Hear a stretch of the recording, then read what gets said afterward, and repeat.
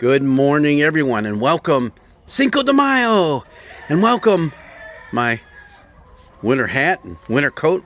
What's that all about? It's 5th of May. Well, it's because it's 38 degrees out, and it is chilly out here. But it's a beautiful, gorgeous day. You know what's even more beautiful and gorgeous? A week from today, the high is going to be 80 degrees. Woohoo! Goodbye, 38.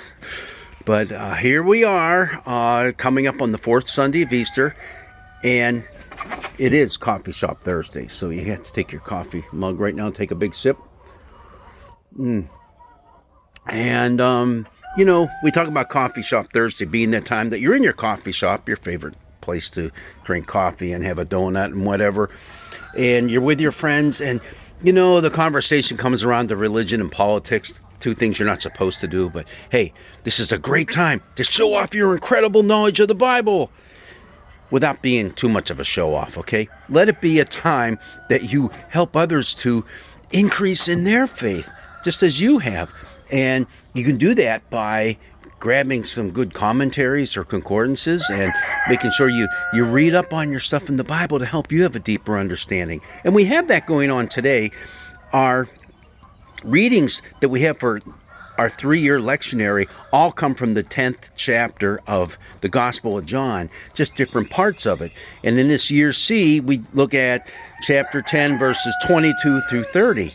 Now, there's a couple of really cool things happening in this that you can show off with all your friends as you're sitting around, because it talks about the Feast of Dedication. And somebody's going to say, "What's that? I never heard of that." And you go, "Oh, yes, you have. You hear about it every time Christmas rolls around." Christmas is the Feast of Dedication? No, but Hanukkah is. Yeah, they're one and the same. Mid-2nd century BC, the Seleucid king from Syria, Antiochus Epiphanes, he comes in and takes over Jerusalem and goes in and erects an altar to his own God right in the midst of the temple. Desecrates the temple. Well, the Maccabean revolt comes about a couple years later and get rid of the Seleucids and rededicate the temple. And it's an 8-day festival. Now, it's celebrated to this day.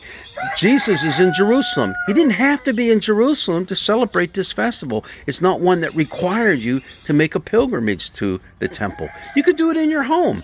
So, but anyhow, the setting is that he's there in Jerusalem. And it's an ancient festival, okay? All right, cool. Dedication, Hanukkah, same thing. But there's something really neat that happens next. He's asked a question by the people who are there in the temple. They're saying, "Jesus, just how long are you going to keep us in suspense?" Now, what's interesting about that is it's a it's a Greek idiom that is kind of hard to translate. And then there's a lot of questions by scholars as exactly what is being said here. Literally, the words are, how long are you going to take our lives away from us? You know, how long are you going to take our breath, our reason for being away from us? Like, what's that? Well, because it's an idiom, it's a figure of speech, and the best they can do is that literally it means, how long are you going to annoy us? Annoy us? What's that supposed to be all about? Well, there's a lot of people that are pointing toward Jesus being the Messiah. Jesus never called himself the Messiah. And this is the first time in the Gospel of John that Jesus is going to be asked directly, "Are you the Messiah?" Right? All right. So that's kind of an interesting thing. Of course, if you read all the way through the Gospel of John, you'll see that everyone is pointing toward him being the Messiah. And even the Gospel writer John himself at the very end says, "I've written all this stuff so that you might continue to believe that Jesus is the Messiah." So, well, Jesus just didn't flat out give them an answer, and that's probably what was so annoying. So you have that going on. And there's one other thing I just wanted to point out too that is kind of interesting that you can show off to your friends as you take another sip of your coffee. I love Coffee Shop Thursday. And that is at the very end of this passage, Jesus says, the Father and I are one. And a lot of people go point and see, there you go, right there. That's the Trinity, Father, Son, and the Spirit's not mentioned, but hey, there you go, two parts of the Trinity.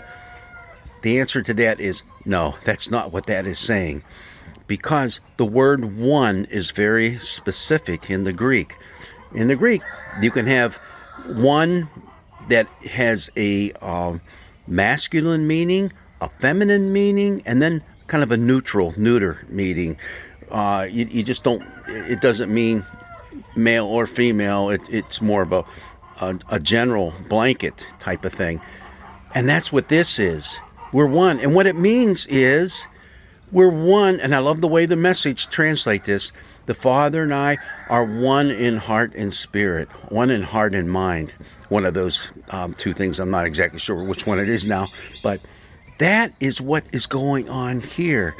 Their mission is the same. We're doing this together. That's the unity that's being talked about here, the being one.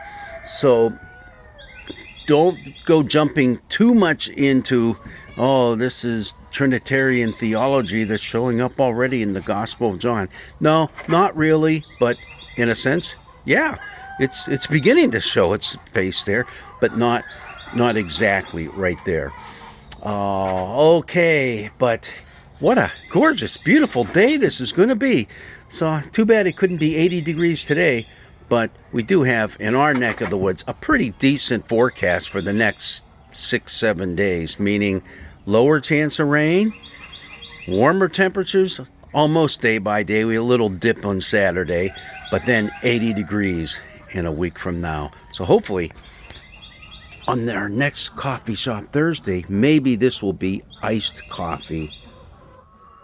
Who knows? Either way, I'll be blessed, and God's blessings be with you.